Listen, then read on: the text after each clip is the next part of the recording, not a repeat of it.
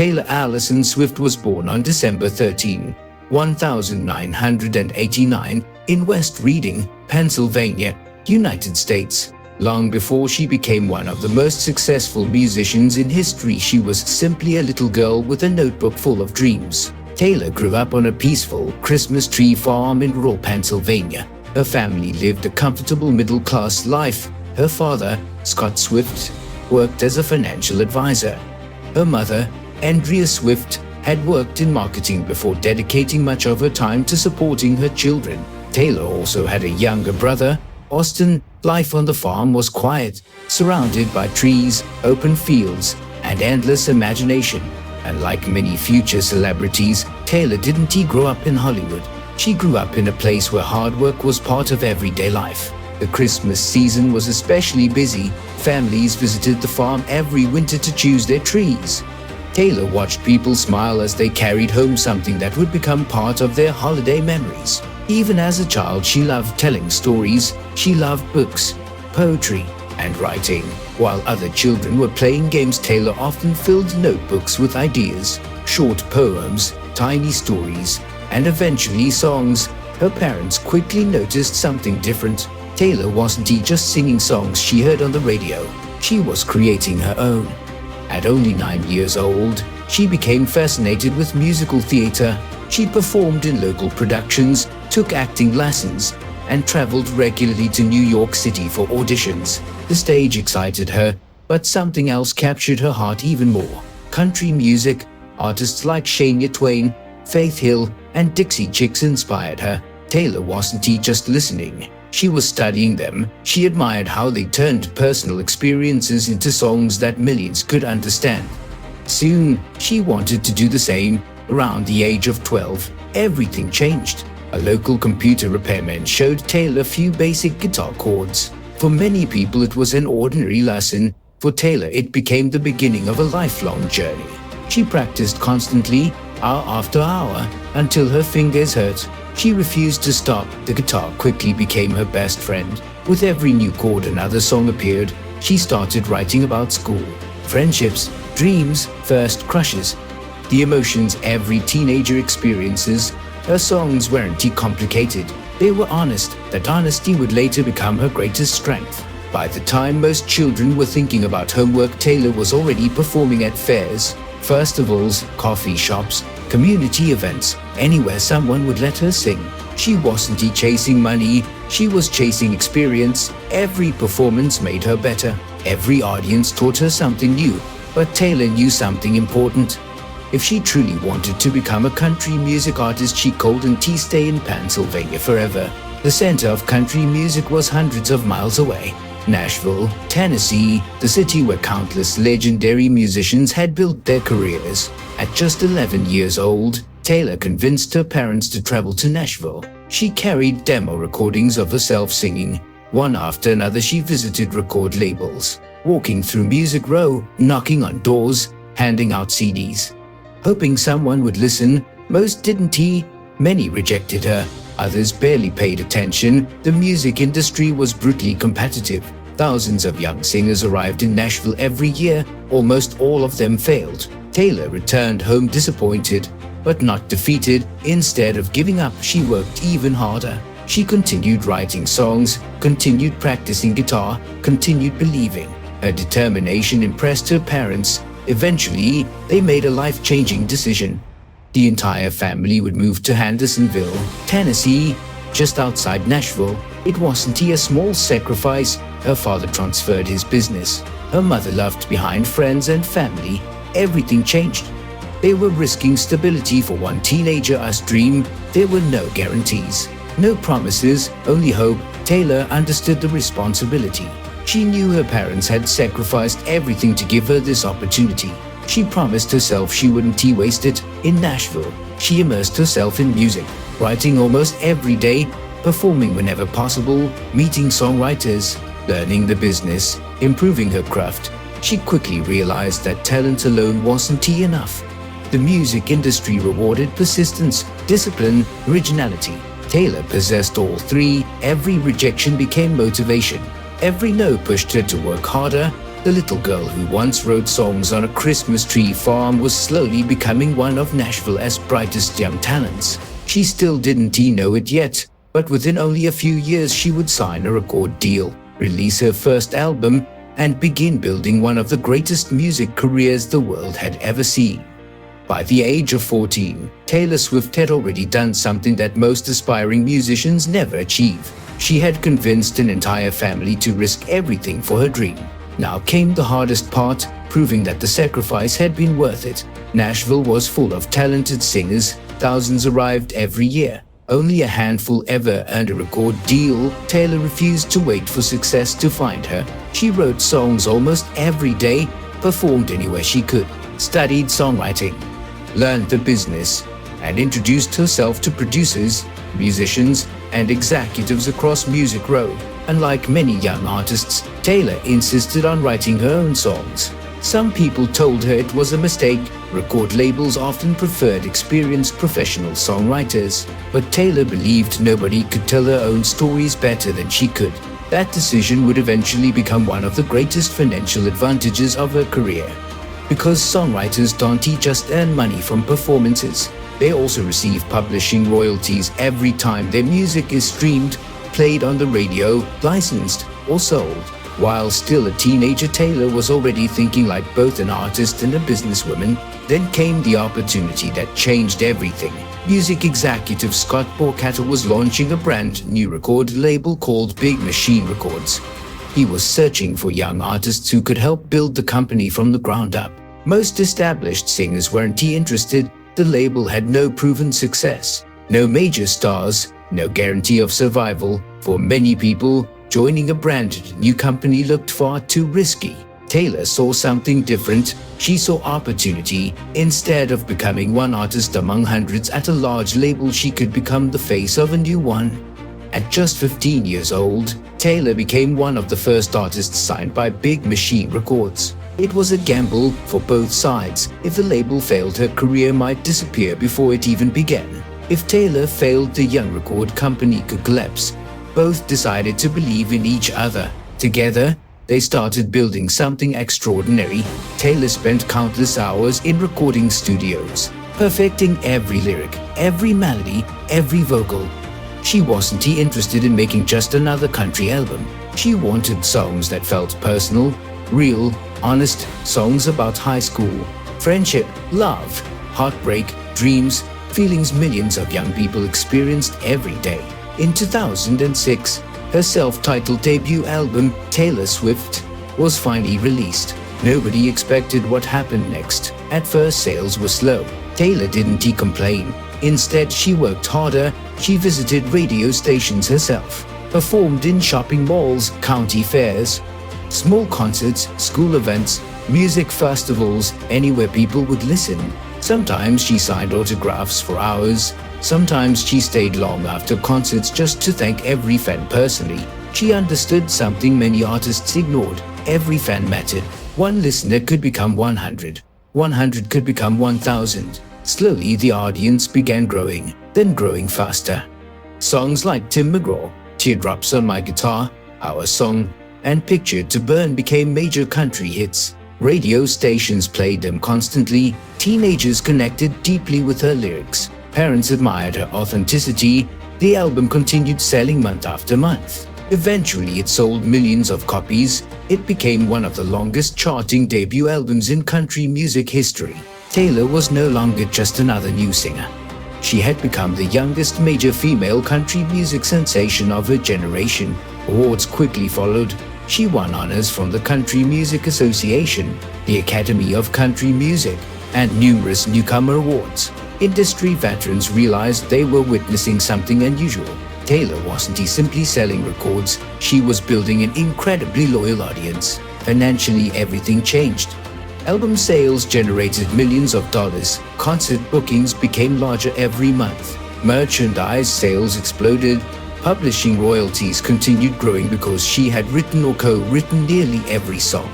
That decision to write her own music was already making her wealthier than many artists who relied entirely on outside writers. Then came endorsement opportunities. Major companies wanted the fresh new face of country music. Advertising campaigns, television appearances, magazine covers, commercial partnerships. Every new opportunity increased her income. Before turning 20, Taylor had already earned millions of dollars. She purchased homes, invested carefully, and continued expanding her career. Unlike many young celebrities, she avoided reckless spending. Those close to her often described her as remarkably focused on the future. She wasn't thinking only about the next album, she was thinking about the next decade, the next business decision, the next opportunity. By 2008, her second album, Fearless, was ready. Nobody knew it yet, but it would completely change her career. The young country singer from Pennsylvania was about to become one of the biggest music stars in the entire world, and her fortune was only beginning. By the early 2010s, Taylor Swift had already become one of the biggest names in country music. She had sold millions of albums, won countless awards, filled arenas across America, earned tens of millions of dollars. Many artists would have stayed exactly where they were. Why risk everything? Taylor asked herself a different question. What if I can become even bigger? It was one of the boldest decisions of her career. Leaving country music, the genre that had made her famous. Many people warned her not to do it. Country fans might reject her. Pop audiences might never accept her. Record executives worried. Critics predicted disaster. Taylor listened, then ignored them. She believed music should evolve, artists should grow, dreams should become bigger. Instead of repeating the same formula, she chose reinvention. In 2012, she released Red. The album blended country with pop in ways fans had never heard before. Songs like We Are Never Ever Getting Back Together, I Knew You Were Trouble, and 22 dominated radio stations around the world. The album sold more than 1 million copies during its first week in the United States alone. Very few artists had ever achieved numbers like that. Her concerts became larger, her audience became younger, her popularity expanded far beyond country music. But Taylor wasn't finished. She wanted a complete transformation. 2 years later, she announced something that shocked the music industry. Her next album would be pure pop, no country, no compromises. Many believed she was making the biggest mistake of her life. Instead, she made history. In 2014, Taylor released 1989. The album exploded. From the very first day, songs like Shake It Off, Blank Space, Style, Bad Blood, and Wildest Dreams became worldwide hits. Radio stations couldn't stop playing them. Streaming platforms recorded enormous numbers. Music videos received hundreds of millions of views. Taylor had successfully reinvented herself. Again, the album sold more than 2 million copies during its first week in the United States. It became the best-selling album of the year, then another year, and another. Eventually, 1989 sold well over 10 million copies worldwide. The album won the Grammy Awards for Album of the Year. It was Taylor's second Album of the Year Grammy. Very few artists in history had achieved such success. Financially, everything multiplied.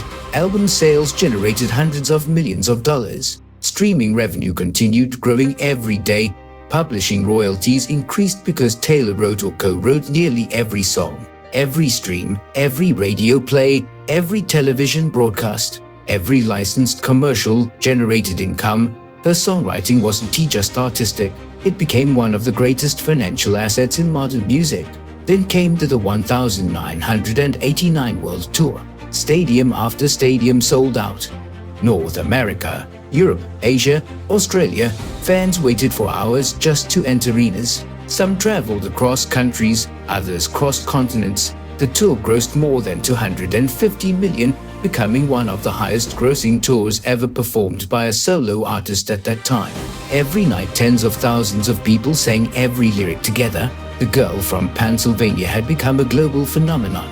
Brands noticed, luxury fashion companies, technology giants, soft drink companies, automobile manufacturers, cosmetics, telecommunications. Everyone wanted Taylor Swift. She signed multi-million-dollar endorsement agreements with companies including Diet Coke, Keds, Apple, and many others. Each partnership added millions to her growing fortune.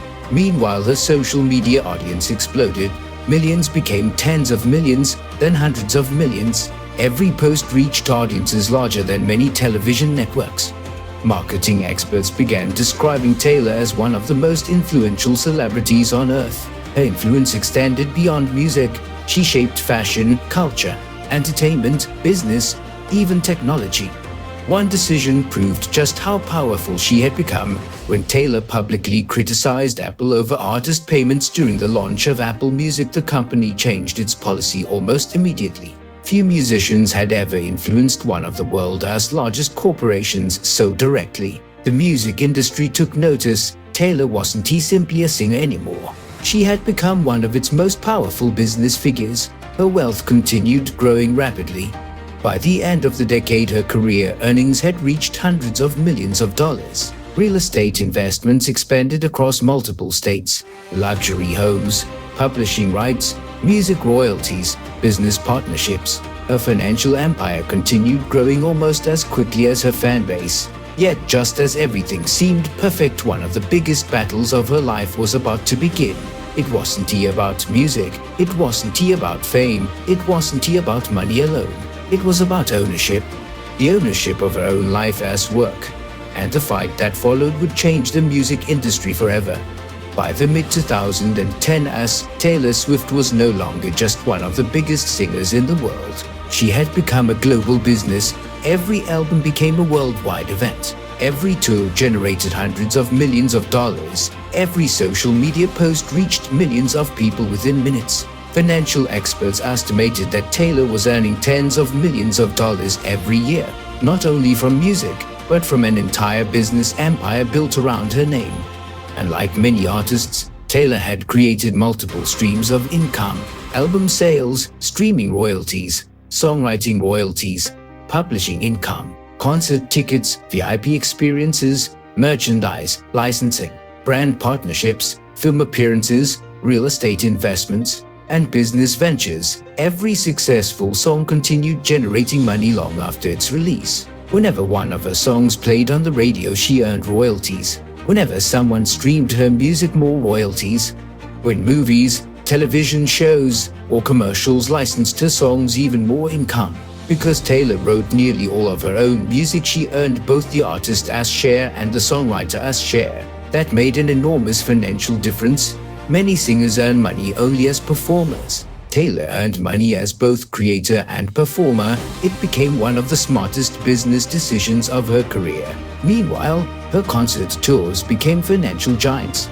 Each stadium show generated millions of dollars. Thousands of fans bought merchandise, t-shirts, hoodies, vinyl records, signed albums, collector's editions, exclusive items available only at concerts. Her merchandise business alone generated enormous revenue.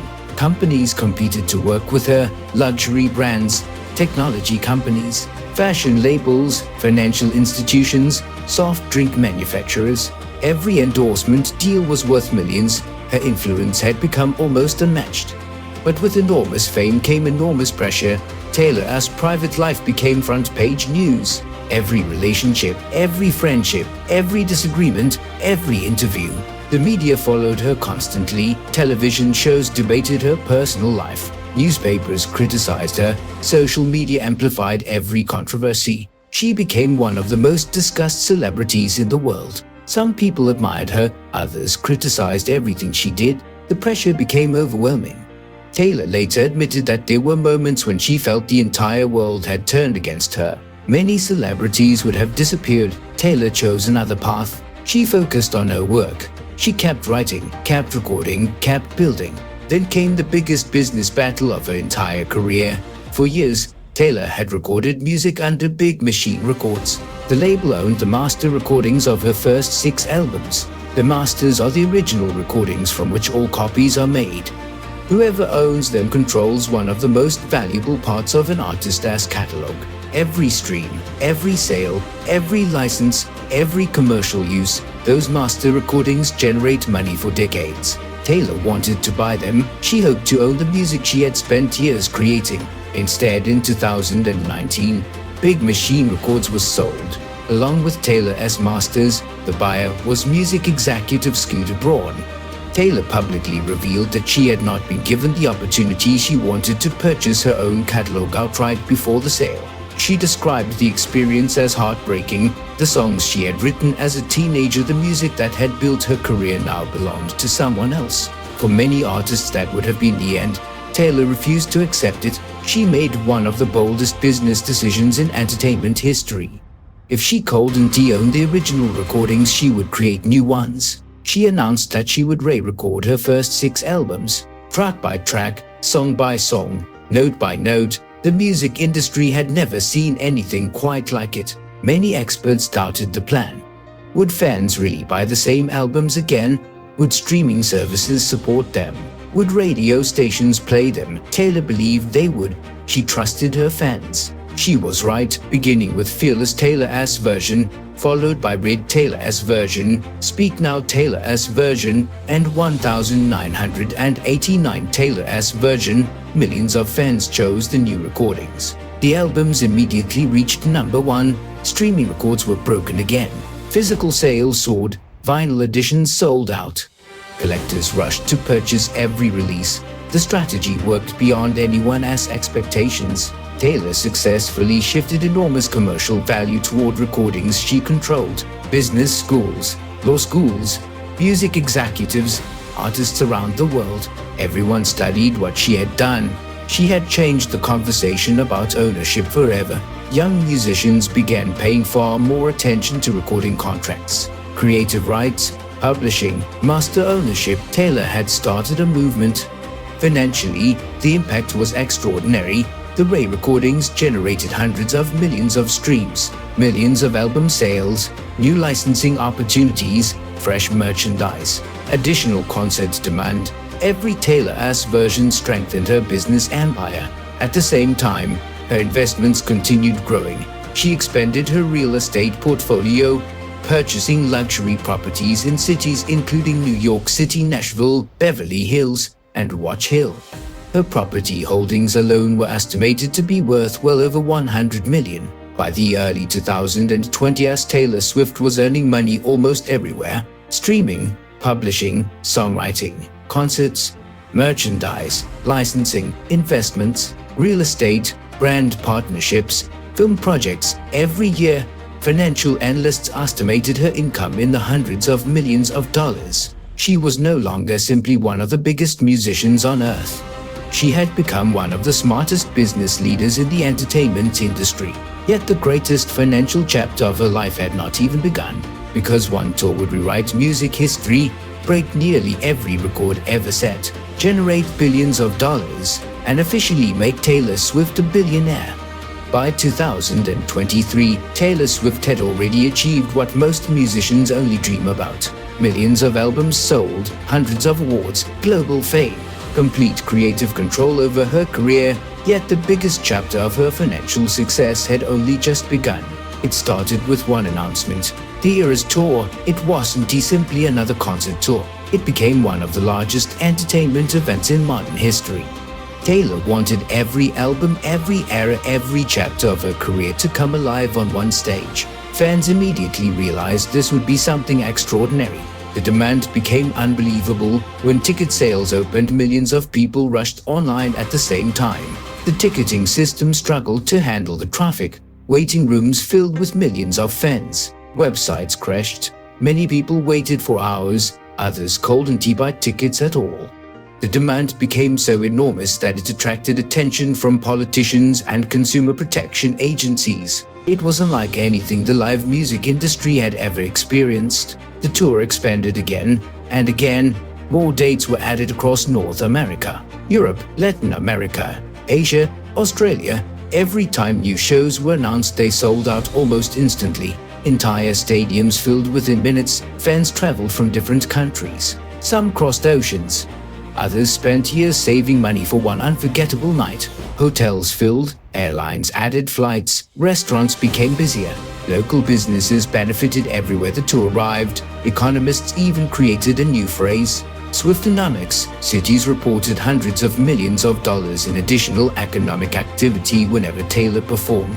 Hotels reached full capacity, taxi companies earned more, retail stores sold more merchandise, restaurants stayed open late. Small businesses experienced record sales. One performer was boosting entire local economies. Financially, the numbers became almost impossible to believe. The Eras Tour generated more than $2 billion in ticket sales, making it the highest grossing concert tour in history. It became the first tour ever to pass the $2 billion mark. Every concert generated millions of dollars, VIP packages, exclusive merchandise, food and beverage sales, licensing, streaming promotions. Everything surrounding the tour created additional revenue. Taylor herself reportedly received tens of millions of dollars during the most successful stretches of the tour. But ticket sales were only part of the empire. She made another brilliant business decision. Instead of licensing the concert film through a traditional Hollywood studio, Taylor negotiated directly with AMC Theaters. The result shocked the film industry. Taylor Swift, The Eras Tour became the highest-grossing concert film ever released. It earned more than $260 million worldwide, without a traditional studio controlling the project. Taylor kept significantly more of the profits. Industry executives praised the strategy. Again, she proved she wasn't simply an artist, she was an exceptional businesswoman. Her music continued generating enormous income. Streaming platforms delivered billions of plays. Each stream added royalties. Publishing revenue continued growing because Taylor owned or controlled much of her songwriting catalog. Radio stations around the world still played songs from every stage of her career. Old music became new again through Taylor's version. Every re-recorded album generated fresh revenue. Vinyl records sold in extraordinary numbers. Collector editions regularly sold out. Merchandise became another financial powerhouse. Clothing, accessories, jewelry, books, limited edition vinyl, signed albums, exclusive products. Fans purchased millions of items every year. Major brands also continued investing in Taylor. She partnered with global companies worth billions of dollars, technology firms, fashion brands, financial institutions, consumer products, luxury labels. Years later, a young songwriter asked Taylor Swift, "How did you become so successful?" Taylor smiled, then answered quietly, "I never stopped believing in my own stories." She explained that people often think success begins with talent, but talent is only the beginning. Many people are talented. Very few are willing to work every single day for years without knowing whether anyone will ever notice. Taylor understood that long before the world knew her name. She remembered the little girl writing songs alone in her bedroom, the teenager carrying demo CDs from one record label to another, the young artist hearing rejection after rejection. Every no became another reason to keep going. She believed that failure wasn't the opposite of success, it was part of success. Throughout her career, Taylor constantly reinvented herself. Country music, pop music, indie folk, alternative sounds, singer, songwriter, producer, director, businesswoman. Every time the world expected her to stay the same, she chose to grow. Some people criticized every change. Others doubted she could succeed again. She proved them wrong, again and again and again. Taylor often said that one of the most important lessons she learned was the value of ownership. Not just owning houses or businesses, but owning your ideas, owning your creativity, owning your future.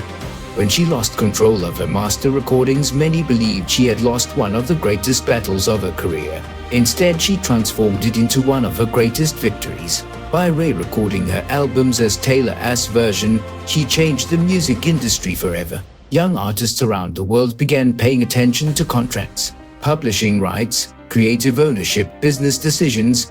Taylor showed an entire generation that artists should understand more than music. They should understand business, because creativity without ownership leaves someone else controlling your future. Her influence reached far beyond entertainment. Universities studied her marketing strategy. Business schools analyzed her branding. Economists examined the financial impact of her tours. Law schools discussed the importance of artists' rights. Very few musicians had ever influenced so many different industries.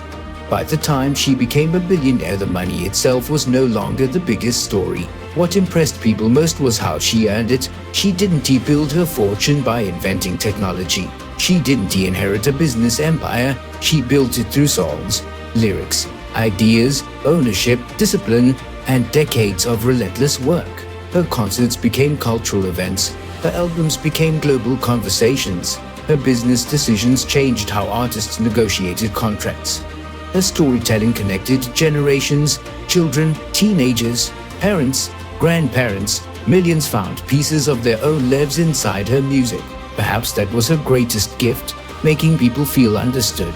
No matter where they came from, no matter who they were, Taylor also showed that kindness and professionalism could exist alongside enormous success. She became known for surprising fans with personal gifts, supporting charities, donating millions to disaster relief, education, food banks, hospitals, and local communities, giving generous bonuses to truck drivers, dancers, musicians, technicians, and the hundreds of people who helped make the Eras Tour possible. She understood that no empire is built alone. Behind every successful performance stood thousands of hardworking people. Taylor never forgot that. Today, she stands among the most successful musicians in history. One of the best-selling recording artists of all time, a record-breaking songwriter, a Grammy-winning performer, a billionaire entrepreneur, a global cultural icon, and one of the most influential businesswomen the entertainment industry has ever seen. But if you ask Taylor Swift what matters most, it probably isn't the awards, or the records, or even the billions of dollars. It asks the ability to keep creating, to keep telling stories, to keep connecting with people through music. Her journey reminds us that success is rarely about one perfect moment. It is built through thousands of ordinary days spent practicing, writing, learning, failing, improving, and refusing to quit. The little girl who once sat on a Christmas tree farm with a guitar became one of the most powerful voices in modern music. She proved that dreams don't belong only to the lucky, they belong to those who are brave enough to chase them. Because in the end, the greatest legacy isn't how much money you earn or how many awards you win. It asks whether your work continues to inspire people long after you're gone. And Taylor Swift's story will continue inspiring millions for generations to come.